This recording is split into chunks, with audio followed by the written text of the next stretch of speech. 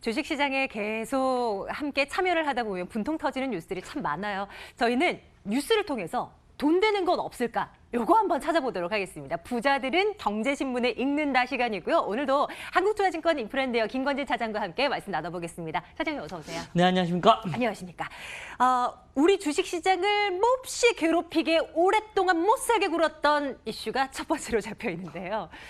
과연 결과가 아니 뭐 스몰딜이라도 뭔가 나와줄까요? 미중 고위급 무역 협상이 10월에 이제 개최된다는 게 날짜가 픽스가 됐습니다. 이례적이에요. 10월 10일에서 11일 이틀간 미국에서 워싱턴 DC에서 진행이 된다고 하는데요.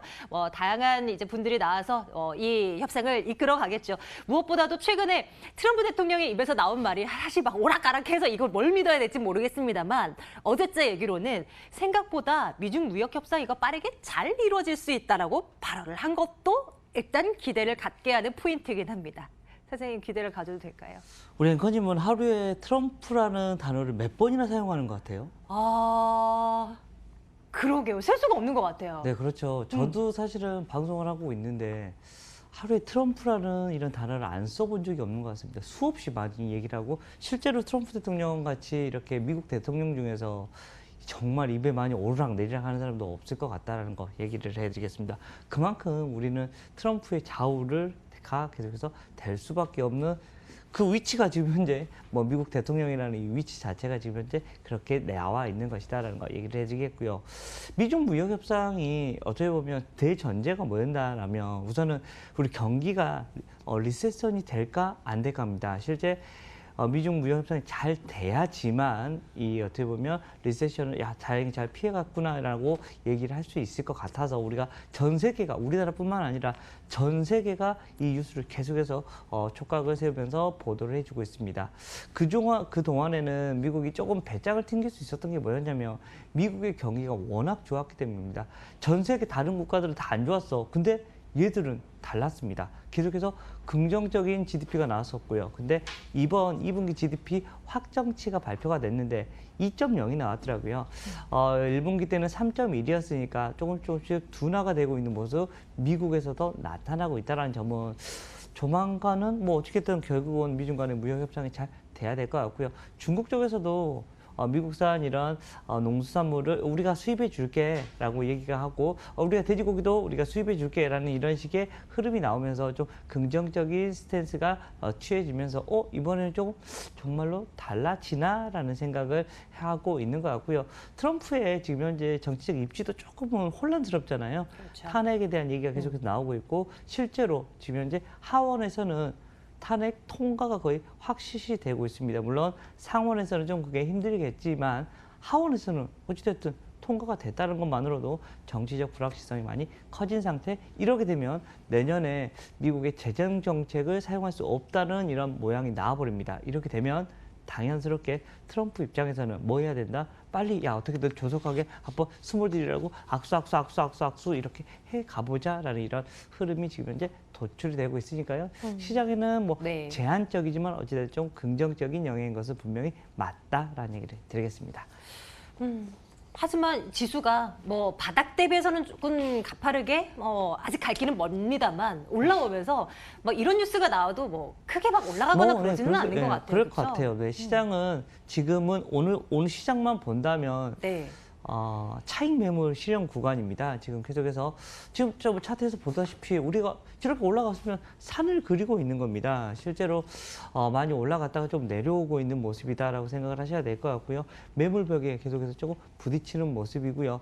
오늘 밤에 미국 시장에서 있었던 두 가지 정도의 실적에 대한 얘기가 좀 나왔습니다. 바로 이 테슬라 쪽은 실적이 잘 나왔습니다. 그런데 우리가 가장 중요시 생각하고 있는 마이크론입니다. 네. 마이크론이 생각보다는 숫자가 안 나왔고 또 우리 4분기도 별로 그렇게 쏙쏙 좋지 않을 것 같아 라는 이런 식의 발표가 돼버렸습니다. 네.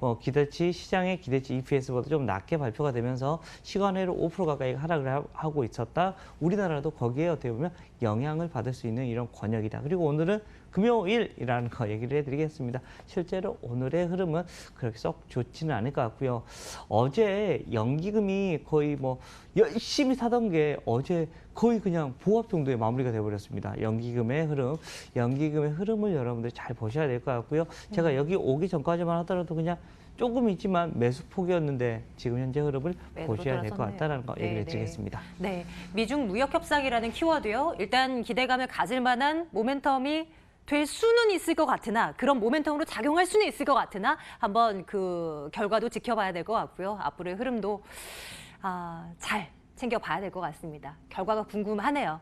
자, 이번에는 기업들에 관련한 뉴스들 점검해 보겠습니다. LG이노텍과 관련한 뉴스가 전해지고 있는데요. 사업 구조 재편에 나섰습니다. 그동안은 스마트폰 시장에 집중을 했다면 이제 요거 정리하는 것으로 해버리고 반도체 기판 쪽을 생산해내는데 조금 더 집중을 하겠다라면서 정말 뭐 야심찬 전략을 내놨어요. 일단 뭐 3분기 영업이익 같은 경우는 시장 기대를 뭐 넘어설 것이다라는 관측들도 나오는데요. 이번 뉴스를 토대로 LG이노텍은 어떤 그림을 그릴 수 있을까요? 우선은 조금 잘 빨리빨리 어떻게 보면 사업에 대처를 해가고 있는 것 같습니다. 실제로 적자 부분입니다. 지금 현재 스마트폰용 메인 기판의 사업이 한때는 3천억이 넘는 이런 매출이 나오는 이런 구조였는데 지금 현재는 많이 축소가 되어 있는 모습이고요. 실제 바로 저가산의 이런 중국산이 우르르 어떻게 보면 저가 공세가 나오면서 수익성이 많이 떨어져 버린 상태다라는 거. 그렇지만 반대로 지금 현재 집중하고 있는 부분이다라는 거. 바로 5G랑 반도체 메인 기판에 대한 얘기는 계속해서 우리가 해볼게. 실제로 전환 투자를 해서 우리가 이쪽으로 더 많이 투자를 하면 될 것 같아라고 얘기를 했다는 것은 빠르게 어떻게 보면 LG이노텍이 수익성을 갖고 있는 분야를 계속해서 찾아가고 있는 것 같다는 겁니다. 주가의 흐름 이 이야기가 나오면 나쁘지 않게 움직여줄 수 있을 것 같고요. LG이노텍 하면 항상 여러분들이 가장 먼저 떠오르는 회사 어디입니까? 애플이요. 바로 애플입니다. 네. 네. 애플의 흐름을 여러분들이 생각하셔야 되는데 애플 조만간 뭐 나오죠? 바로 신제품이 나올 거다라는 겁니다. 이야기를 해드리겠고 지금 항상 어떻게 보면 매년 이 정도 시기는 LG이노텍에게는 상당히 긍정적인 이슈가 될 수 있다는 거 얘기해 드리겠고요. 지금 한 11만 원, 5천 원 정도가 되는데 11만 7천 원 정도 이 언저리만 뚫어준다면 13만 원까지도 한번 어떻게 보면 숫자만 잘 나와준다면 주가의 흐름 다시 한번 리레이팅이 될 수도 있는 구간까지 갈 수 있을 것 같다라는 얘기를 드리겠습니다. 오늘 장중 고점이었네요. 11만 7천 원. 이거 강하게 뚫는지 여부 점검하고요. LG이노텍 요즘 최근엔 또 LG 디스플레이 쪽에서 구조조정 다 내가면서 다 과감한 또 전략을 내세우기도 했었고 LG그룹 쪽에서 최근 들어서 이런 공격적인 행보가 전해지고 있는 그런 모습입니다. LG이노텍 점검을 해봤고요. 다음 종목은 이것입니다. LG생활건강과 하이트진로를 비롯한 실적이 그래도 꽤 잘 나올 것만 같은 그런 기업들 한번 집중적으로 살펴볼까 하는데요. 또 돌아서니까 이제 어닝 시즌이 다가오고 있는 것이잖아요. 네, 그렇죠. 네. LG생활건강의 경우는 중국 시장이 여전히 나쁘지가 않고 신제품 출시되는데 이것도 효과 있을 것이고 라는 기대감 있는 상황이고요. 하이트진로는 지난 석 달고 얘기 많이 나왔죠. 테라가 2억 병 팔렸다던가. 네, 그거 상당히 많이 팔렸고. 네, 진로이즈백 이것도 1,100만 명.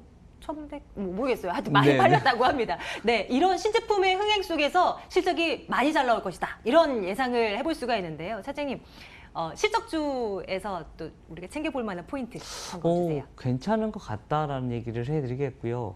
LG생활건강은 대표적인 뭐예요? 바로 화장품의 대표 주자다라고 생각을 하시면 됩니다. 다음 달 1일부터 뭐 있죠? 바로 중국의 국경절이 시작이 된다는 거 그렇죠. 얘기를 해드리겠고요. 네.